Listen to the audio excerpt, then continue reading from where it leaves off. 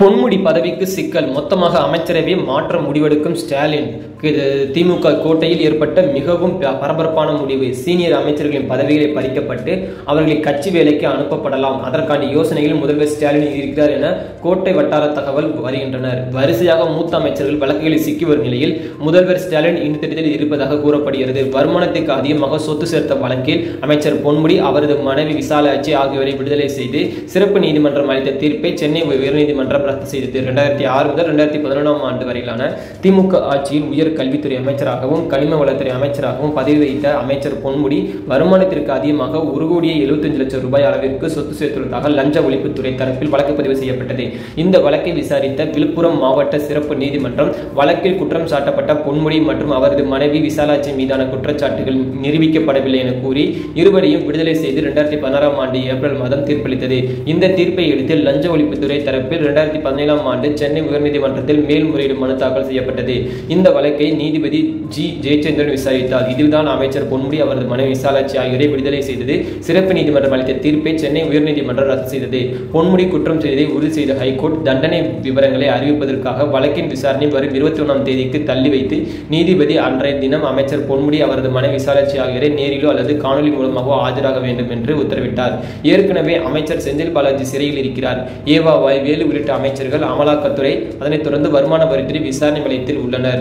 இந்த நிலையில் அமைச்சரவை மாற்றம் தொடர்பாக மூத்த பத்திரிகையாளர்கள் பிரிய சமீபத்தில் ஒன் இந்தியா யூடியூப் சேனல் ஒன்றுக்கு பேட்டியளித்தார். சமீபத்தில் அவர் அளித்த பேட்டியில் சீனியர்களாக இருக்கும் 10 அமைச்சர்கள் தான் டெல்லி டார்கெட் செய்கிறது, அப்படித்தான் செந்தில் பாலாஜியை டார்கெட் செய்தது. தற்போது ஏவா, வேலுவை டார்கெட் செய்கின்றனர். இடையில் பொன்முடி டார்கெட் செய்தார். இப்படி சீனியர்களை இருக்கும் 10 பேரை தான் டார்கெட் செய்து வருகிறார்கள். சீனியர்களாக இருக்கும் நபர்கள் தான் டெல்லியின் பொறியியல் சிக்கியுள்ளனர். இவர்களை கைது செய்ய வாய்ப்புகள் அதிகம் உள்ளது. சீனியர்களை கைது செய்ய மொத்தமாக கட்சியை முடக்கும் திட்டங்களில் இவர்கள் ஈடுபடலாம். அதனால் ஆட்சிக்கு கெட்ட பெயர் வரும். தேர்தல் நேரத்தில் பாஜக இந்த திட்டத்தை களமிறக்க நினைக்கலாம். இப்படி செய்து ஆட்சிக்கு சிக்கல் ஏற்படுத்தலாம். திமுகவிற்கு களங்களை ஏற்படுத்தும் என்று நினைக்கலாம். அதற்கு பதிலடி தரும் விதமாக ஸ்டாலின் மனதில் இன்னொரு திட்டம் உள்ளது. ஸ்டாலின் மனதில் பெரிய திட்டம் ஒன்று இருக்கிறது. சமீபத்தில் ஏபா, வேலூர் ரைடு எதிர்பார்த்தது நடந்ததுதான். மூத்த அமைச்சர்களின் வீடுகளில் ரயில் நடக்கலாம் என்று எதிர்பார்க்கப்பட்டது. அவர்கள் கண்டிப்பாக இந்த ரயில்களில் தொடருவார்கள். அதாவது இந்த ரைடு பார்த்தீங்கன்னா கண்டினியூஸாக நடந்து கொண்டுதான் இருக்கும். இவர்கள் எல்லாம் திமுகவின் பண வங்கி. அவர்கள் திமுகவிற்கு பேங்க் போல செயல்பட்ட நபர்கள். அதனால் தான் இங்கே ரைடு நடத்துகிறார்கள். பாஜகவின் குறிகள் இவர்கள் தான். இவர்களின் எக்கட்டமாவது பணம் சம்பாதித்துள்ளார்கள் என்பதை மக்களிடம் கொண்டு செல்ல வேண்டும். அது மட்டும் இல்லாமல் மற்றபடி ரயில் மூலம் எதுவுமே நடக்காது.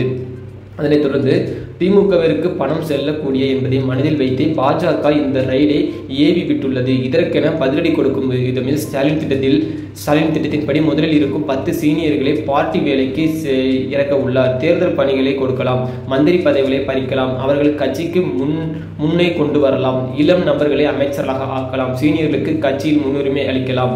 அது மட்டும் இல்லாமல் இளம் எம்எல்ஏக்கு அமைச்சர்கள் பதவிகளும் இளைஞர்களுக்கு அமைச்சர்கள் பதவிக்கு கொண்டு வந்து மாற்றம் செய்யும் என்று ஸ்டாலின் திட்டமிட்டுள்ளார். இந்த ஐடியாவில் ஸ்டாலின் இருப்பதாக எனக்கு தெரிய வந்துள்ளது. பாஜகவிற்கு பதிலடி கொடுக்க ஸ்டாலின் இந்த திட்டத்தில் இருப்பதாக மூத்த பத்திரிகையாளர்கள் தெரிவிக்கின்றனர். இதே மாதிரி அரசியலுக்குரிய உண்மையான தகவலை மட்டும் தெரிஞ்சுக்கொள்ள எப்போதுமே நம்ம சேனல் இணைந்திருங்கள். அனைவருக்கும் நன்றி, வணக்கம்.